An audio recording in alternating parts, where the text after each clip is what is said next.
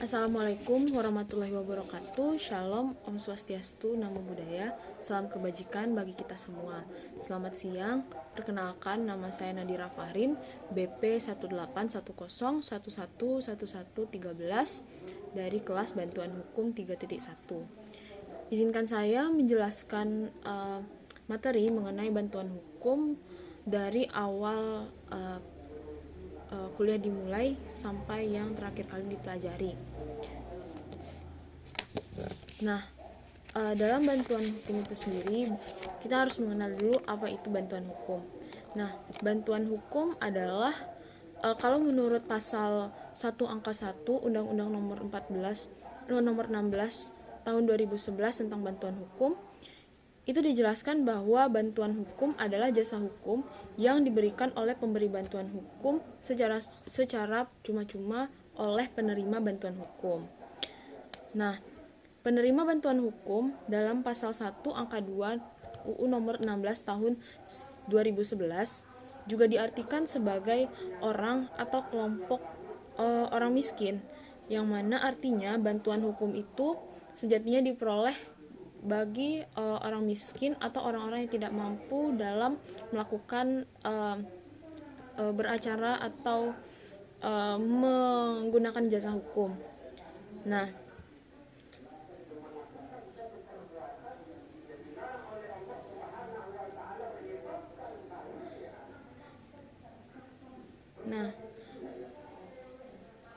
pula pemberi bantuan hukum dalam pasal 1 angka 3 Undang-Undang nomor 16 tahun 2011 mengartikan bahwa lembaga bantuan hukum atau organisasi kemasyarakatan khusus yang memberikan jasa bantuan hukum ini, seperti LBH, PBHI, dan organisasi pemberi bantuan hukum lainnya. Nah, bantuan hukum itu tidak bisa diberikan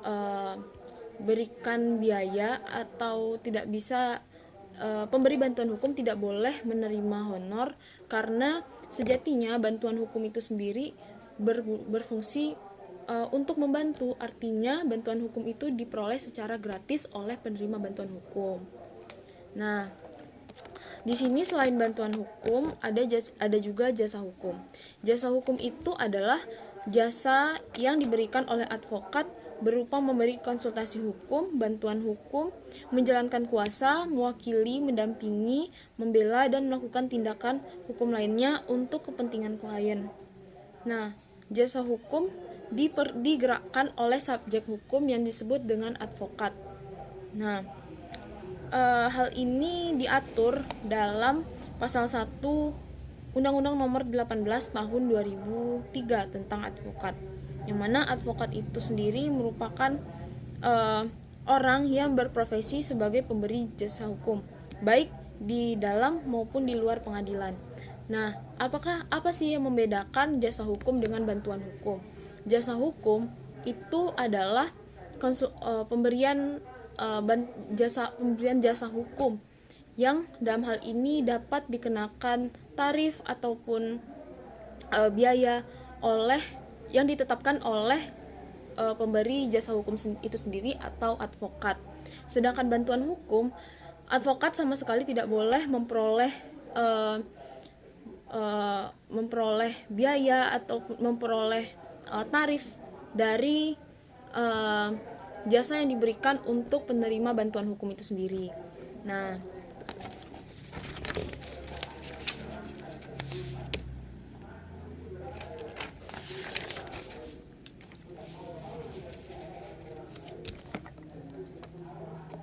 Nah, dalam memberikan jasa hukum itu terdapat pihak atau subjek yang memberikan jasa hukum itu. Yang pertama ada advokat, yang kedua ada lembaga bantuan hukum atau wadah yang memberikan bantuan hukum itu sendiri, yakni LBH itu tadi. Nah, untuk advokat itu adalah orang yang berprofesi sebagai pemberi bantuan hukum atau jasa hukum, yang mana advokat dapat memberikan jasa atau bantuan hukum baik litigasi maupun non-litigasi yang memenuhi persyaratan berdasarkan ketentuan undang-undang advokat. Nah, advokat setelah memberikan jasa hukum atau bantuan hukum berhak menerima honor ataupun tarif dari jasa yang ia berikan. Namun untuk pemberian bantuan hukum, advokat dilarang untuk menerima tarif ataupun biaya dari jasa hukum yang dia berikan. Nah, kemudian ada lembaga bantuan hukum. Lembaga bantuan hukum itu adalah organisasi non-profit yang memberikan bantuan hukum secara cuma-cuma kepada orang-orang yang membutuhkan bantuan hukum dan juga orang-orang yang membutuhkan bantuan hukum ini namun tidak memiliki cukup biaya untuk beracara di pengadilan. Nah, dalam hal ini advokat dapat memberikan bantuan hukum, namun tidak semua advokat dapat atau berkenan atau berkeinginan dalam memberikan bantuan hukum atau menjadi bagian dari LBH untuk memberi bantuan hukum. Nah, konsep dari bantuan hukum itu sendiri. Konsep dari bantuan hukum itu ada sejarahnya, yakni dimulai pada tahun 1970 di mana awalnya konsep ini diperkenalkan di Kongres 3 Persatuan Advokat Indonesia atau Peradin tahun 1969. Nah, konsep ini dibawakan atau diinisiasi oleh almarhum Adnan Buyung Nasution yang saat itu merupakan pimpinan dari Peradin. Nah, LBH Jakarta mulai beroperasi pada periode kepemimpinan Gubernur Jakarta yakni Ali Sadikin. Nah, kasus pertama yang ditangani oleh LBH pada saat itu ketika awal berdiri yakni kasus tanah di Simprung di daerah Kebayoran Baru. Nah, ketika itu LBH memberikan bantuan hukum kepada masyarakat yang berusaha melawan pengusaha untuk melakukan pembangunan di daerah tersebut, dan saat itu akhirnya LBH sebagai pemberi bantuan hukum untuk masyarakat yang mengajukan class action memenangkan suara di pengadilan. Nah, pemberian bantuan hukum oleh LBH awalnya sebatas bantuan individual, namun hal tersebut tertuang di dalam Kitab Undang-Undang Hukum Acara Pidana atau KUHAP dan Undang-Undang Nomor 16 Tahun 2011 tentang bantuan hukum. Nah, keberadaan undang-undang ini dan aturan mengenai bantuan hukum di dalam KUHAP itu menjadikan cerminan bahwa kita seharusnya sudah mulai aware dengan pemberian hak yang sama bagi seluruh warga Indonesia. Seluruh warga Indonesia itu berhak mendapatkan bantuan hukum yang layak dan juga sesuai. Maka dari itu kehadiran program atau konsep bantuan hukum dan juga LBH itu menjadi berkat tersendiri bagi kita, dan juga diharapkan pemberian bantuan hukum itu merata ke siapapun yang memerlukan.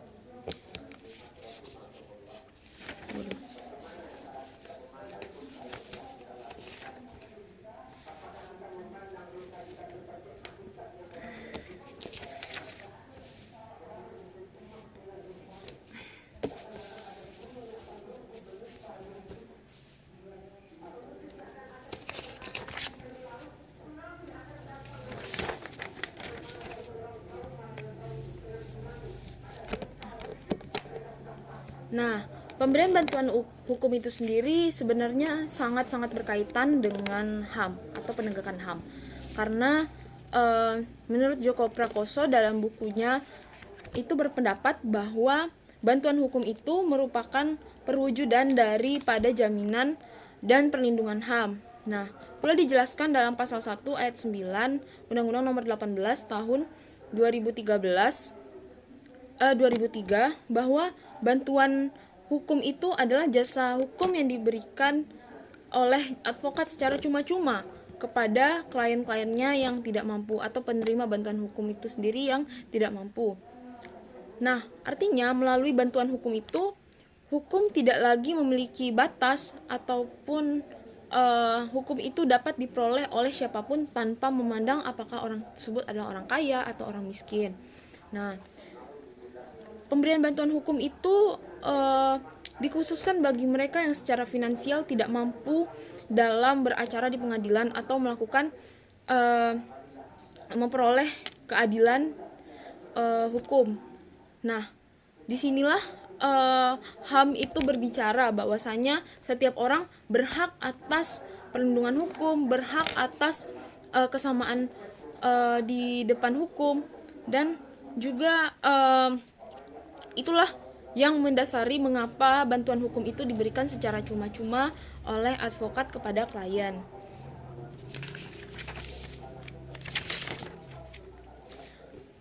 Nah, apa sih jaminan konstitusional atas kepastian dan perlakuan yang sama di depan hakim untuk bantuan hukum itu?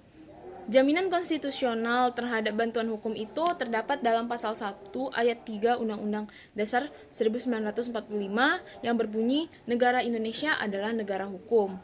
Nah, secara jelas bahwasannya disebutkan Indonesia itu berpegang teguh pada hukum, sehingga segala peraturan itu harus didasarkan pada hukum. Dan juga dalam pasal 28D Undang-Undang Dasar 1945 pun berbunyi setiap orang berhak atas pengakuan, jaminan, perlindungan, dan kepastian hukum yang adil serta perlakuan yang sama di depan hukum. Nah, melalui dua pasal ini kita dapat mengambil kesimpulan bahwasanya setiap warga Indonesia itu berhak atas kesamaan hak di depan hukum, dan juga karena Indonesia adalah negara hukum, maka setiap warga negara berhak atas perlindungan hukum. Oleh karena itu, kehadiran bantuan hukum itu sebagai angin segar bahwasanya setiap warga Indonesia berhak untuk kesamaan hukum.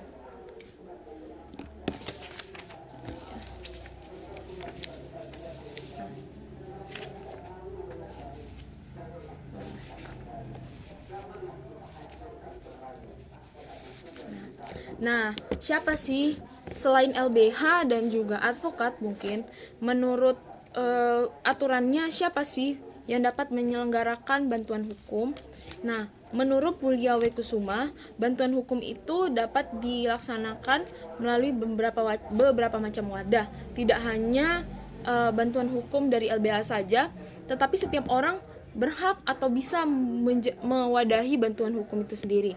Yang pertama syaratnya adalah organisasi yang bernaung di bawah fakultas hukum negeri atau swasta. Kemudian organisasi yang dibentuk oleh profesi atau sekumpulan advokat. Kemudian organisasi yang berkaitan dengan kegiatan sosial. Kemudian organisasi yang dibentuk oleh kelompok yang berkepentingan, kemudian organisasi yang didirikan oleh kelompok-kelompok sosial. Nah, selain itu organisasi yang bernaung di bawah fakultas hukum itu juga ada, salah satunya di Fakultas Hukum Universitas Andalas, yakni Lembaga Konsultasi dan Bantuan Hukum atau LKBH. Nah,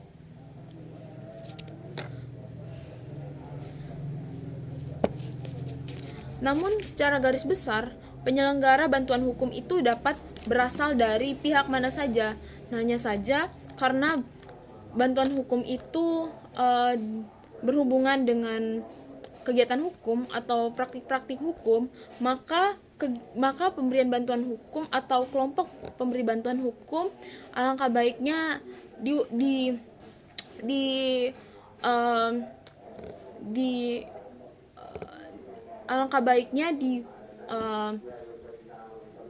dikelola oleh orang-orang yang memiliki kapabilitas di bidang hukum. Nah, salah satunya adalah advokat. Nah, dalam pasal 6 ayat 2 Undang-Undang Nomor 16 Tahun 2011 tentang bantuan hukum menjelaskan bahwa pemberian bantuan hukum itu diselenggarakan oleh menteri dan diselenggarakan oleh pemberi bantuan hukum itu sendiri. Nah, menteri di sini menyelenggarakan bantuan hukum yakni dalam bentuk menyusun dan menetapkan kebijakan terkait bantuan hukum.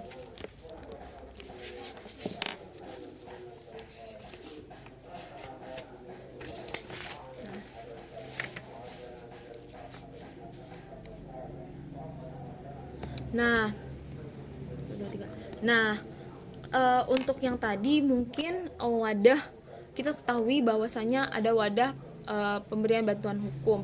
Namun di sini kita juga perlu tahu bahwasanya ada pihak-pihak yang tidak diperbolehkan untuk memberikan bantuan hukum, tidak diperbolehkan untuk menjadi advokat, namun diperbolehkan untuk memberikan bantuan hukum. Nah,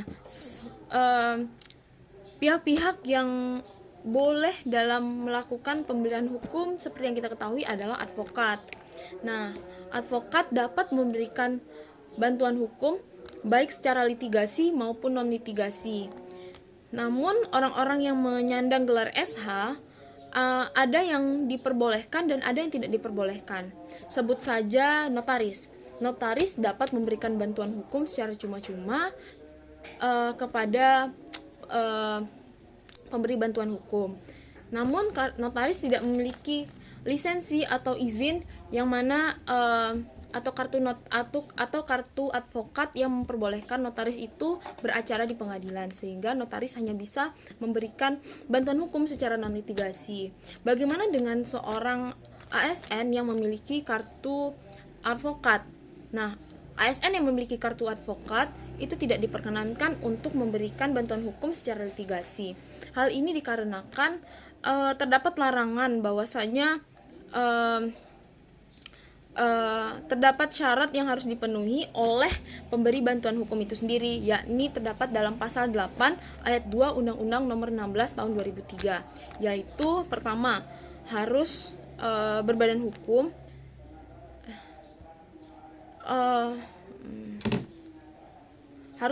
hukum, kemudian terakreditasi oleh Undang-Undang Bantuan Hukum, memiliki atau berkantor tetap, memiliki pengurus, dan memiliki program bantuan hukum.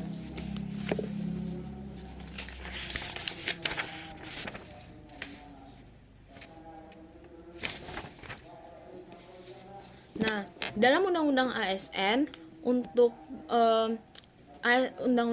untuk orang-orang yang memiliki kartu advokat namun berstatus ASN tidak diperkenankan untuk memberikan bantuan hukum secara litigasi.